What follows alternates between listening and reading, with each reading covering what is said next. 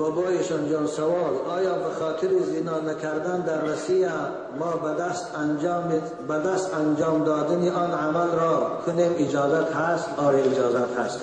فقط کوشش کنید به زنا نرید بچه های. بابایشان: من در تلفنم قرآن را ثبت کردم، به طهارت خواندن ممکن است؟ آره ممکن است. برادری من نامش غلام است، وی میگوید که نام من در اسلام درست است. اگر نه خواهش میکنن نام او را عوض کنن. نه، نامش درست است، غلام هم به معنای عبد هستیم. من سنت بامداد را در خانه خوانده مسجد میروم، تهیه مسجد خوانم یا نه؟ بعضی میگوین که درست نیست. آره مذهب ما درست نیست. مذهب ما کسی سنت که در خانه خوان، مسجد که در آمد چیش سبحان الله والحمد لله ولا اله الا الله والله اکبر ولا حول ولا قوة الا بالله العلی العظیم، همین تسبیحا را گوید، علی قاری میگوید، همین خود جاینشین تحیی مسجد میشود.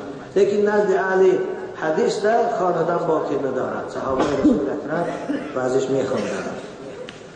نه من نمیکنم از خواندن شما را. نه، تحیی مسجد مذهب ما در یک روز یک بار مستحب است، مثل یک بار که خواندی دیگه وقت در آمده برایم نخواندی گناهگار نمیشی. مثلا پیشین نخوانده دیگه عصر شام رو گفتن در بر وقت هم که بهش هم تحیی مسجد خواندن. بابایشان در وقتی اذان گفتن یا تکبیر گفتن بعضی ها سجده میکنن، درست است یا نه؟ درست نیست. وقتی که آواز اذان بران شد خلق شده تعظیم کردن، این جایز نیست. عزیزان من آواز اذان شنیده الله اکبر جل جلاله گویید، نه صلات الخمس جل جلاله.